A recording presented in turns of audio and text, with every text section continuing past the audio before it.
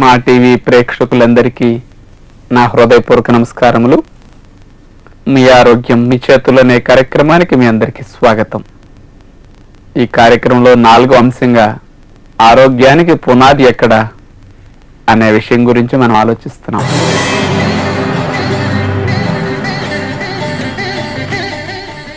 నిన్నటి రోజున మనం మనలో జీవ ప్రక్రియ ఎక్కడ జరుగుతుంది అని ఆలోచించాం. కణము అనేది కంటితో చూడలేనంత చిన్న రూపము అని, అందులోనే మన జీవ ప్రక్రియ జరుగుతుంది అని. ఈ కంటితో చూడలేని చిన్న కణము ఒకదాని పక్కన ఒకటి చేరి కూర్చుంటే, కొన్ని కణాలు కలిస్తే ఒక అవయవం ఏర్పడిందని, కొన్ని అవయవాలు కలిస్తే ఈ శరీరం ఏర్పడిందని, ఈ శరీరం మొత్తం 125 ట్రిలియన్ కణాల సముదాయం అని చెప్పుకున్నాం. మన కణము లోపల జీవ ప్రక్రియ జరగటానికి ఈ కణానికి కావలసిన 3 సరుకులు 3 అన్నాం: గాలి, నీరు, ఆహార పదార్థాలు. ఈ 3 మనం తీసుకున్న తర్వాత రక్తములో చేరి రక్తము గుండా ప్రయాణం చేస్తూ కణాన్ని చేర్చబడతాయి. ఈ మంచి ప్రాణవాయువు, నీరు, ఆహార పదార్థాలు కణము లోపల చేరిన తర్వాత కణము లోపల మైటోకాండ్రియాలని, అవి ఈ ఆహార ప్రాణవాయు సమక్షంలో మండించి వేడిని ఉత్పత్తి చేస్తాయని చెప్పుకున్నాం. ఒక్కొక్క మైటోకాండ్రియా ఒక్కొక్క జనరేటర్ లాంటిది అనమాట. అలాంటి డజన్ల కొద్దీ కణములో జనరేటర్స్ లాగా ఉండి ఆహార పదార్థాల నుంచి వేడిని ఉత్పత్తి చేస్తూ ఆ వేడిని శరీరం అంతా వ్యాప్తి చేస్తూ ఉంటాయి. ఆ వేడితోనే మనం బ్రతుకుతున్నాం, ఆ వేడితోనే మనం పని చేసుకుంటూ ఉన్నాం. ఇంతవరకు నిన్న మనకు అర్థమైంది. ఈ రోజు విషయంలో మనం తెలుసుకోవాల్సింది, ఈ కణాలు వేడిని ఉత్పత్తి చేయటం అవసరాన్ని బట్టి హెచ్చు తగ్గులు చేస్తూ ఉంటాయి. చూడండి, మనం బాగా బరువు పనులు చేయాలి, అయితే కూలి పని చేయాలి, హార్డ్ వర్క్. కొన్ని రకాల హార్మోన్లు విడుదలవుతాయి లోపల.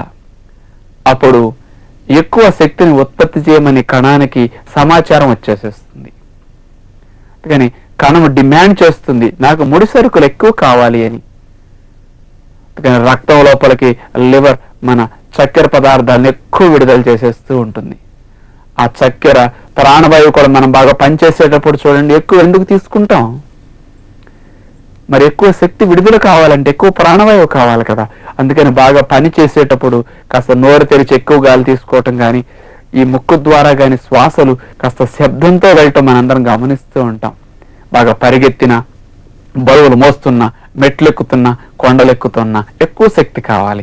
అందుకని ఎక్కువ శక్తి విడుదల కావాలంటే ఎక్కువ ప్రాణవాయువు కావాలి.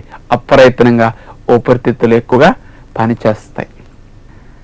అలా ఎక్కువ శక్తిని కణాలు ఉత్పత్తి చేసేసి సప్లై చేసేస్తుంటాయి. మనం కూర్చుని ఆఫీస్ వర్క్ ఏదైనా చేసుకుంటున్నాం అనుకోండి, అతను రెస్ట్గా ఉన్నాడు కాబట్టి పెద్ద ఎక్కువ శక్తి అక్కర్లేదులేని కణాలకు తెలిసిపోతుంది. అందుకని దానికి తగ్గట్టుగా మెల్లగా ప్రాణవాయువుని, మెల్లగా ఆహార పదార్థాలు కొంచెం కొంచెం మెల్లగా కొద్ది నీరు తీసుకుని కణాలు ఆ ఎంత శక్తి మనం చేసుకునే పనికి అవసరం అంతే విడుదల చేసేస్తుంటాయి. ఆ రెస్ట్ లో మనం కూర్చొని చేసుకునేటప్పుడు కంప్లీట్గా నిద్రపోయామనుకోండి, నిద్రలో ఇంకా శక్తి తక్కువ అవసరం. గంటకి 60 క్యాలరీల శక్తి చాలు. కేవలం ఏదో గుండె, కిడ్నీలు, ఊపిరితిత్తులు, ఈ మెదడు కణాలు కొన్ని ఇలాంటివి పనిచేస్తూ ఉంటాయి. మిగతా వ్యవస్థ అంతా కాస్త రెస్ట్ తీసుకుంటుంది, వాటికి ఎక్కువ శక్తి అక్కర్లా. అందుకని చాలా తక్కువ శక్తి నిద్రలో సరిపోతుంది. అందుకని కణజాలం రాత్రిపూట కంప్లీట్గా పడుకోవటం చేయవు, కాకపోతే ఎక్కువ పని చేయకుండా తక్కువ శక్తిని విడుదల చేస్తూ అలా సహకరిస్తూ ఉంటాయి. ఇప్పుడు ఎప్పుడు అవసరం అప్పుడు ఇన్స్టెంట్గా విడుదల చేసేవాళ్ళు తప్ప ఒక 5-6 గంటలు సరిపడా ఒకేసారి శక్తిని ప్రొడ్యూస్ చేసేసి ఏదో ఇన్వర్టర్ లాగా స్టోర్ చేసేసేసి ఇక ఈ కణాలు పడుకుంటాం అనేది జరగదు. ఇప్పుడు మనకి తెలుసు కదా, పవర్ ప్రాజెక్టులు ఉన్నాయి. పవర్ ప్రాజెక్టులో కరెంటుని ఉత్పత్తి చేస్తారు. కరెంటుని అవసరానికి మించి ఎక్కువ ఉత్పత్తి చేసేసి స్టోర్ చేసుకునే సదుపాయం ఉందా పవర్ ప్రాజెక్టులకి? ఇంకా అంతవరకు సదుపాయం మనకు రాలేదు. ఏదో కొద్దిపాటి బ్యాటరీలో స్టోర్ చేసుకునే సదుపాయం తప్ప అంతకు మించి ఎక్కువ కరెంట్ని స్టోర్ చేసుకునే సదుపాయం లేదు. అందుకని మనకి ఎంత అవసరమో కరెంటు అంత ఉత్పత్తి చేస్తూ వదులుతూ ఉంటారు. ఒకవేళ అంతకంటే ఉత్పత్తి కరెంట్ ఎక్కువ లేదనుకోండి, అలాంటప్పుడు ఏం జరుగుతుంది? ఏ ఏ ప్రాంతాలకి కరెంటు తప్పనిసరిగా అవసరమో ఆ ప్రాంతాలకి కరెంట్ సప్లై చేసి అనవసరం అనుకున్న చోట పవర్ కటింగ్ ఇచ్చేస్తారు. అందుకని రైతులు అనవసరం అస్తమానం కరెంటు వాళ్ళకి, అందుకని 4-5 గంటలు ఇస్తారు, తీసేస్తారు. పల్లెటూళ్ళలో జనాభా అందరికి పెద్దగా కరెంటు పగలక్కర్లేదు, పగల కటింగ్. పెద్ద పెద్ద మహానగరాల్లో లేకపోతే ముఖ్యంగా మినిస్టర్లు, సీఎంలు ఇట్లాంటి వారి ఇళ్ళకి నిరంతరం కావాలి, అందుకని వాళ్ళకి అసలు కటింగే ఉండదు. ఉన్నదాన్ని అక్కడ వాడుకుంటూ చాలకపోతే ఇతర చోట్ల కట్ చేసుకుంటూ అడ్జస్ట్ చేసుకుంటారు, పవర్ కటింగ్. అందుకని కరెంటుని అక్కడ ఉత్పత్తి చేసి, ఆ కరెంటుని ఉత్పత్తి చేయాలంటే పవర్ ప్లాంట్లకి డీజిల్ కావాలి, కొన్ని రకాలైన పవర్ ప్లాంట్లకి గ్యాస్ కావాలి, కొన్నిటికి బొగ్గు కావాలి. అది ముడి సరుకు. ఆ ముడి సరుకుని పవర్ ప్లాంట్లు వాడుకుంటున్నాయి, కరెంటును ఉత్పత్తి చేస్తున్నాయి. ఆ ఉత్పత్తి చేసిన కరెంటుని లైన్ల ద్వారా ట్రాన్స్ఫర్ చేస్తున్నారు. ఎక్కడ అవసరం అక్కడ ఉపయోగించుకుంటున్నారు. అదే మనలో జరిగేది కూడా. ఎక్కడ అవసరమో ఆ కణాలు ఉత్పత్తి చేసిన శక్తిని శరీరం అట్లా ట్రాన్స్ఫర్ చేసుకుంటూ వాడుకుంటుంది. ఎప్పుడు అవసరమో అప్పుడే ఉత్పత్తి చేస్తూ ఉంటుంది అన్నమాట. ఇది నిరంతరం జరిగే జీవ ప్రక్రియ. మీ లోపల అంతకంటే ఎక్కువ ఉత్పత్తి అయ్యే అవకాశం ఇక లేదనుకోండి, మీకు ఎక్కువ శక్తి కావాలి. అందుకని మనలో కూడా పవర్ కటింగ్లు ఉన్నట్టుగా ఇక్కడ కూడా ఉంటాయన్నమాట. పొట్ట నిండా మీరు భోజనం చేసేసారు, అరిగించడానికి ఎక్కువ శక్తి కావాలి. అందుకని కండరాలకు వెళ్ళే శక్తిలో కొంత కటింగ్ చేసేసి కొంత ఇచ్చేసి కొంత పొట్టకు పంపేస్తుంది. అందుకని పొట్ట నిండా భోజనం చేశాక మీరు అంత హుషారుగా పని చేయలేరు. పొట్ట ఖాళీగా ఉన్నప్పుడైతే భలే హుషారుగా పని చేస్తారు. ఎందుకు? ఈ పొట్ట దగ్గరికి ఎక్కువ శక్తి అక్కర్లేదు, అందుకని పొట్ట ఖాళీగా ఉంది కాబట్టి ఈ శక్తి అంతటిని కూడా కండరాలకి బాగా పంపించేస్తుంది శరీరం. అప్పుడు మంచి హుషారుగా మీ కండరాలు ఉంటాయి, బాగా పని చేసుకుంటారు. అదేనమాట ఆంతర్యం. మనం ఎప్పుడన్నా వింటుంటాం కదా, కొంతమంది ఆడవారు 9-10 అయినా సరే టిఫిన్లు చేయరు. ఏమండి 10 అయినా టిఫిన్ చేయలేదా? తిని పని చేసుకోవచ్చు కదండి అంటే ఆడవారు అంటారు, మేము తింటే పని చేయలేమండి, ఏకంగా పనంతా ఇక ఒకేసారి తినేస్తామండి అంటారు. ఎందుకు పని చేయలేరు? ఎనర్జీ డైవర్షన్ జరిగింది. ఏమీ తినకుండా పనిచేస్తే కండరాలకు బాగా ఎనర్జీ వస్తుంది, అందుకని హుషారుగా మనం పని చేయగలుగుతాం.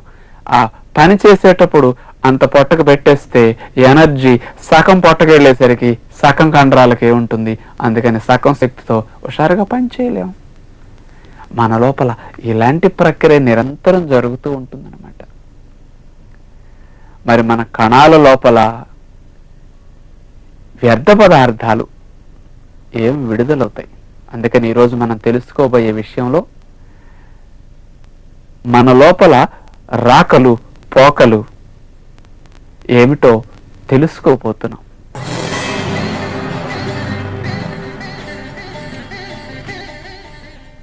కణానికి 3 రూపాల్లో అవసరాలు అనుకున్నాం: గాలి, నీరు, ఆహార పదార్థాలు. ఈ 3 మనం తీసుకుంటున్నాం. ఈ 3 కణం లోపలికి వెళ్ళి మండుతున్నాయి, వేడి ఉత్పత్తి అవుతుంది. ఆ వేడి శరీరం అంతా వ్యాపిస్తుంది, మనం బ్రతుకుతున్నాం. కణానికి అవసరాలు 3 చేరిన తర్వాత, మండిన తర్వాత వ్యర్థ పదార్థాలు విడుదలవ్వటం సహజము.